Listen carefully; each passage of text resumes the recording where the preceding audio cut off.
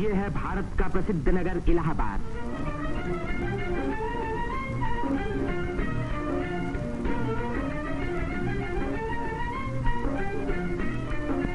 यहीं पहल उत्तर प्रदेश में एक विश्वविद्यालय की स्थापना हुई।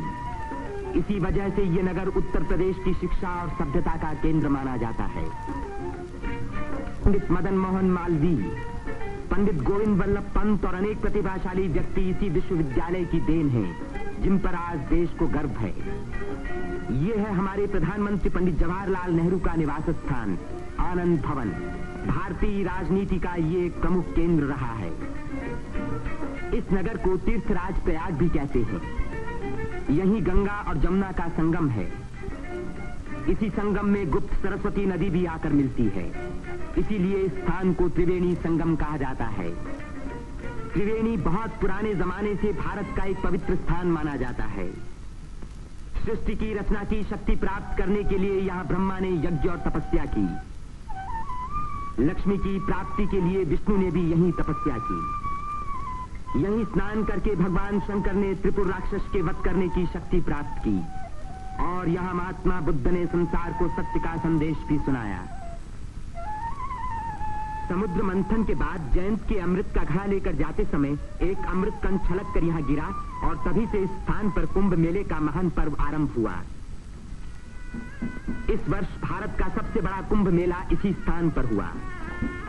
इस मेले में लगभग 1 करोड़ व्यक्ति त्रिवेणी में स्नान करने के लिए आए। सदियों की गुलामी के बाद स्वतंत्र भारत का ये पहला कुंभ मेला था।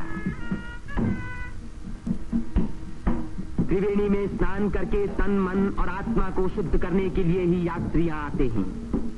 योगी और सन्यासी, गरीब और अमीर सभी प्रकार के लोग यहाँ इकट्ठे होते हैं।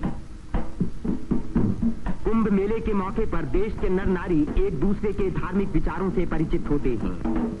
धार्मिक संस्थाएं योगी और सन्यासी यौगिक क्रियाओं को दिखाते हैं।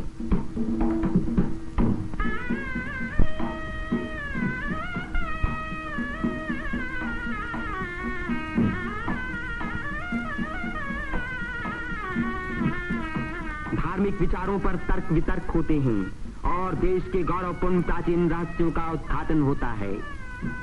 यहाँ के सुंदर दृश्य प्राचीन भारत की महत्ता की याद दिलाते हैं।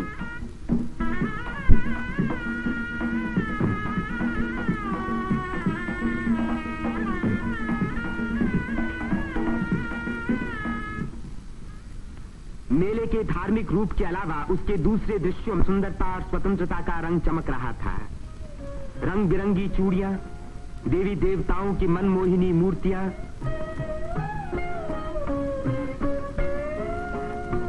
हरी जपन की मालाएं, सिंदूर और चंदन के ढेर, औरतों के साज श्रृंगार, बच्चों के खेल खिलौने, लाल बुझक्कड़ मिट्ठू मियां। तीर्थ यात्रियों की सुविधा और सुरक्षा के लिए और स्वतंत्र भारत के इस महान पर्व को सफल बनाने के लिए उत्तर प्रदेश सरकार ने अपनी ओर से कोई कसर उठा न रखी।